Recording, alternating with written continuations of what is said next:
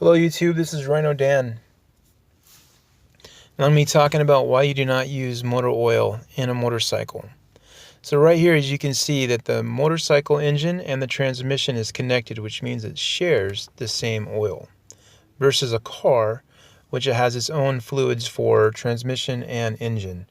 So not only does the engine in the motorcycle have to be used for pistons, cooling, and lubrication, it still has to be used for cooling and lubrication of the transmission along with the clutch.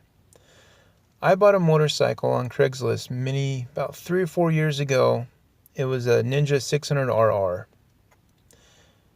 The guy I bought it from was supposedly a mechanic, and he went out and used regular car oil in the oil change.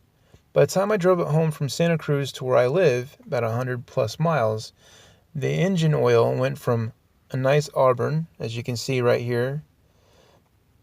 It went from a nice auburn to a jet black. It was real liquidy, didn't have any type of velocity to it. Probably said the word wrong, but bear with me. And when I found out about this, I'd immediately had to do another oil change immediately because I couldn't have oil in my engine not being able to do its job. And that right there can lead to catastrophic failure via the engine, pistons itself, or the transmission. Either one of those components can have failure because the motor oil, car oil, is not designed to be redlined at 16,000 RPMs, which was my Ninja 600RR. It redlines at 16,000 RPMs. Cars don't redline that high, and car oil doesn't do as many jobs as a motorcycle oil does. Now, I can't speak for Harleys. I do not know anything about them. All I know is for Japanese sport bikes or Japanese motorcycles that they do have the same engine for both, oil for both. And that's the reason why this is very important, that you don't go cheap and go to your local car, like Cragens or whatever car store, and buy motor oil just because it's the same weight. Throw it in your motorcycle because you want to save yourself some money. I understand that motorcycle oil is very expensive. It's very expensive for a reason, because it does multiple jobs.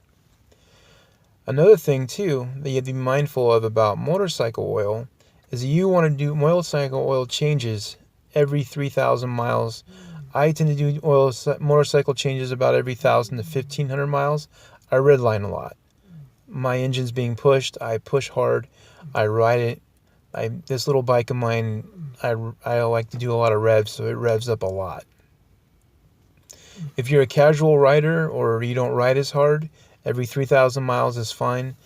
But again, the reason why we're doing oil changes so frequently versus a car, like I said earlier, is because not only does it for lubrication, heat cooling of the engine and the pistons and the crankshaft and everything else, it does it for the transmission too, and the clutch. So there you have it. There's a real quick YouTube video I wanted to make. I know people are going to say this is common sense, but not really, because I'm sure there's people out there right now driving sport bikes with car oil in them because they're just not paying attention. Anyway, have a nice day, and thanks for checking by. Thank you. Oh, and please like and subscribe.